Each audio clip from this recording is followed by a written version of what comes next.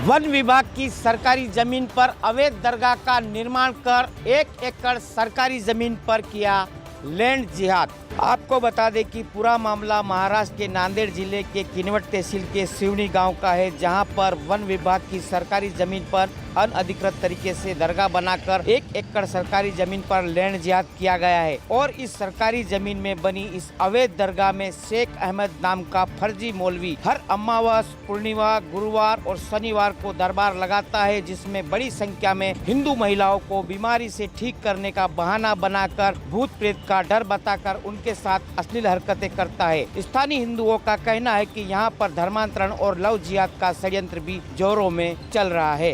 इस पूरे मामले पर स्थानीय हिंदू संगठनों की तरफ से आह्वान किया गया है कि अगर प्रशासन ने तुरंत कार्रवाई नहीं की तो करेंगे एक बड़ा जन आंदोलन। PM Rathore, Sudarshan news, Nanded, Maharashtra. छत्तीसगढ़ की राजधानी रायपुर स्थित पूज्य शदाड़ी दरबार में आज से शदाड़ी महोत्सव की शुरुआत हो गई है।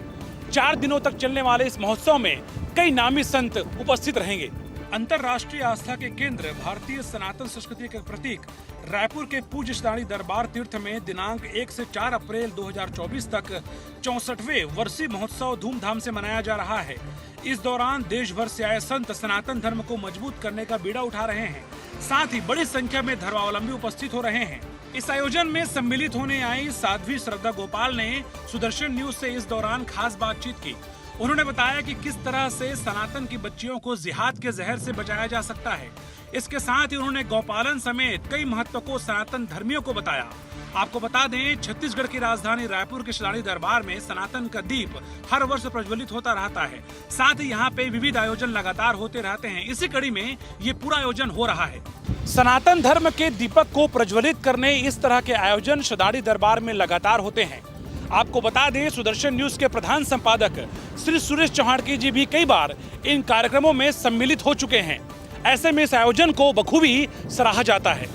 इंडियाई गठबंधन के दिल्ली में हुए रैली में कल्पना सोरेन ने जिस तरह से केंद्र सरकार पर आरोप लगाए थे, उसके बाद आज बीजेपी की ओर से बाबूलाल मरांडी ने रांची में प्रेस वार्ता कर हेमंत सोरेन और केजरीवाल पर निशाना साधते हुए कहा कि अगर ये निर्दोष होते तो आज जेल में नहीं होते। झारखंड प्रदेश अध्यक्ष बाबूलाल मरांडी ने कहा कि इंडिया गठबंधन के लोग गलती को छुपाने के लिए केंद्र एजेंसियों को गलत ठहरा रही है और ये लोग खुद को संविधान से ऊपर मानते हैं। यदि हेमंत सोरेन जैसे लोग सही होते तो अपनी बात रखकर अभी तक स्वतंत्र होते, लेकिन यह गलत है, तभी जेल में है। वहीं जिस शराब घोटाले में अरविंद केजरीवाल अंदर गए हैं, वैसा ही शराब घोटाला झारखंड में भी हुआ है।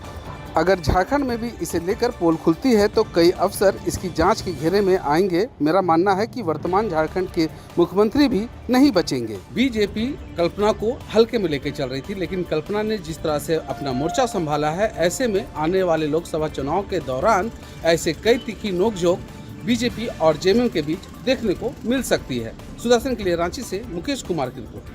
राजस्थान में लोकसभा चुनाव का बिल्कुल बच चुका है और इसी को देखते हुए दोनों पार्टी के स्टार प्रचारक वो लगातार रैलियों और जनसभाओं को संबोधित कर रहे हैं।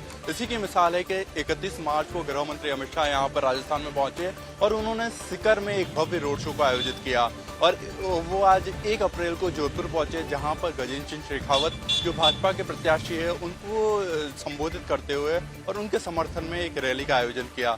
साथ ही आपको बता दूं कि 2 अप्रैल को राजस्थान में प्रधानमंत्री नरेंद्र मोदी का भी दौरा रहेगा। केंद्रीय गृह मंत्री अमित शाह ने सोमवार को राजस्थान में लोकसभा चुनाव प्रचार का बिगुल फूंक दिया। शाह ने जोधपुर में भाजपा कार्यकर्ताओं से कहा कि जोधपुर, बाड़मेर, पाली और जालोर सिरोही लोकसभा सीट पर जीत के लिए डिटेल प्लान मैंने दे दिया है। इस प्लान को लागू करना कठिन है, लेकिन भाजपा कार्यकर्ता ऐसा कर सकते हैं। साथ ही आपको बता दें कि 2 अप्रैल को प्रधानमंत्री नरेंद्र मोदी भी राजस्थान आएंगे और कोटपुतली में जयपुर ग्रामीण से बीजेपी उम्मीदवार के समर्थन में जनसभा को संबोधित करेंगे। बहरहाल आपको बता दें कि 2 अप्रैल को कोटपुतली जो जयपुर ग्रामीण लोकसभा क्षेत्र में आता है, वहां पर प्रधानमंत्री मोदी दोपहर में एक जनसभा को संबोधित करेंगे। साथ ही कई दिग्गज नेताओं के 2 अप्रैल को नामांकन भी होने हैं। अब देखना होगा कि इन सभी यात्राओं का, इन सभी जो रैलियों का आने वाले लोकसभा चुनाव पे क्या परिणाम रहता है। कैमरा पर्सन ऋषभ के साथ जयपुर से सुदर्शन न्यूज के लिए नतांश पटेल। बिहार के सरकारी विद्यालयों में अतिथि शिक्षक के रूप में वर्षों से कार्यरत शिक्षकों के हटाए जाने के विरोध में आज अतिथि शिक्षकों ने पटना में प्रदर्शन किया और मुख्यमंत्री से उनकी पुनर्नियुक्ति की मांग की। प्रदेश में सरकारी स्कूलों में गेस्ट टीचर से सरकार ने सेवा लेने से मना कर दिया है। 31 मार्च से इनके कार्यकाल को समाप्त कर दिया गया है। शिक्षा विभाग ने उन्हें अब सेवा मुक्त कर दिया, जिसके बाद आज बिहार के तमाम अतिथि शिक्षक मुख्यमंत्री आवास का घेराव करने पहुंचे, जिसको पुलिस ने बल का प्रयोग करते हुए पहले ही रोक दिया।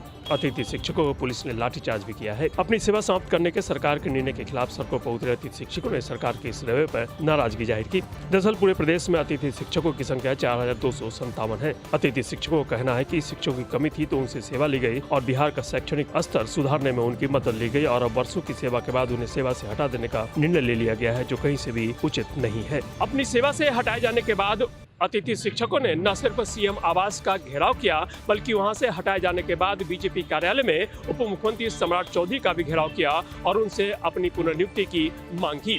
ऐसे में अब यह देखना होगा कि सरकार इनकी मांगों पर कितना विचार करती है। सहयोगी राजू राज के साथ अंजनी पांडे, सुदर्शन न्यूज, पटना।